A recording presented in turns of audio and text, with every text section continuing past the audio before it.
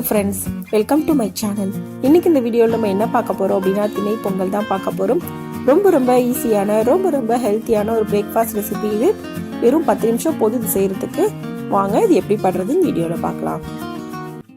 அதுக்கு நான் முதல்ல ஒரு பேன் எடுத்திருக்கேன். அதில் 1/2 கப் அளவுக்கு பாசிப்பருப்பு ஆட் பண்ணுறேன். இப்போ அதை லைட்டாக ஃப்ரை பண்ணி எடுத்துக்கலாம். பாசிப்பருப்பு கலர் சேஞ்ச் ஆகணும்னு அவசியம் இல்லை, 1 நிமிஷம் போல் ஃப்ரை பண்ணாலே போதும்.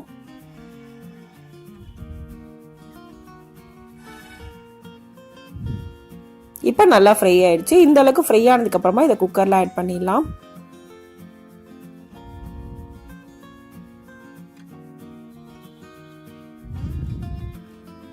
இப்போ அது கூட 1 கப் அளவுக்கு திணை அரிசி நான் ஆட் பண்றேன்.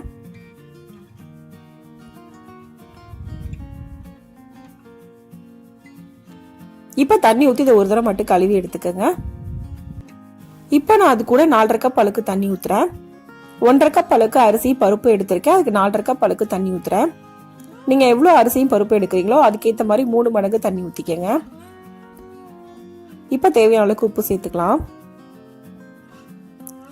ஒரு பிஞ்ச் அளவுக்கு நான் மஞ்சள் தூள் ஆட் பண்றேன். அது கலருக்காக மட்டும்தான், வேணாம் அப்படின்னா நீங்க அவாய்ட் பண்ணிக்கலாம். இப்ப குக்கரை மூடி விசில் போட்டுருங்க.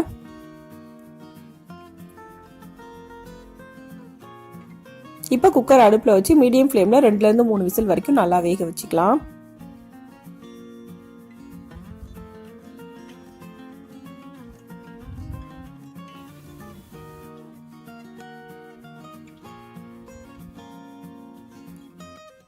இப்போ 3 விசில் வந்துருச்சு. நான் அடுப்பை ஆஃப் பண்ணிடுறேன். ப்ரெஷர் போனதுக்கு அப்புறமா ஓபன் பண்ணி பார்க்கலாம்.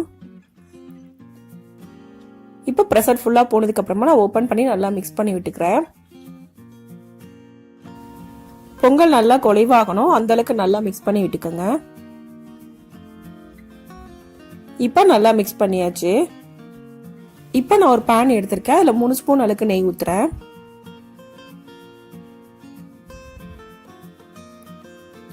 நெய் நல்லா சூடாகணும். நெய் நல்லா சூடானதுக்கு அப்புறமா 1 ஸ்பூன் அளவுக்கு நான் ஜீரகம் ஆட் பண்றேன். அது கூடவே 1/2 ஸ்பூன் அளவுக்கு மிளகு ஆட் பண்ணிக்கோங்க. இப்போ அது கூட ஒரு பச்சை மிளகா, பொடியா நறுக்குன இஞ்சி, கொஞ்சமா கறிவேப்பிலை ஆட் பண்ணிருக்கேன். இது எல்லாத்தையும் சேர்த்து நல்லா ஃப்ரை பண்ணிக்கலாம்.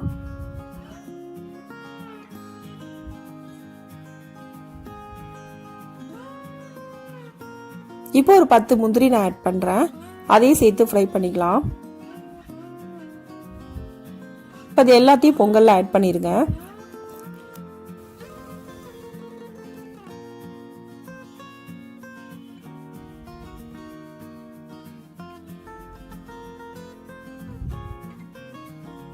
இப்போ இது எல்லாத்தையும் ஆட் பண்ணதுக்கு அப்புறமா ஒரு தடவை மிக்ஸ் பண்ணி விட்டுக்கலாம்.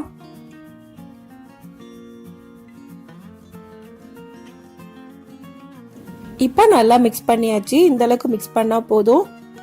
இப்போ நமக்கு ரொம்பவே ஈஸியான ரொம்பவே ஹெல்த்தியான திணை அரிசி வெண்பொங்கல் ரெடி ஆயிருச்சு. எப்பவுமே அரிசி மட்டுமே வச்சு ஒரே மாதிரி வெண்பொங்கல் பண்றதுக்கு பதிலாக இந்த ரெசிபியை இதே மெத்தட்ல நீங்களும் செஞ்சு பாருங்க. இந்த வீடியோ உங்களுக்கு பிடிச்சிருந்தா லைக் பண்ணுங்க, ஷேர் பண்ணுங்க, கமெண்ட் பண்ணுங்க. மறக்காம சேனலை சப்ஸ்கிரைப் பண்ணுங்க. தேங்க்ஸ் ஃபார் வாட்சிங்.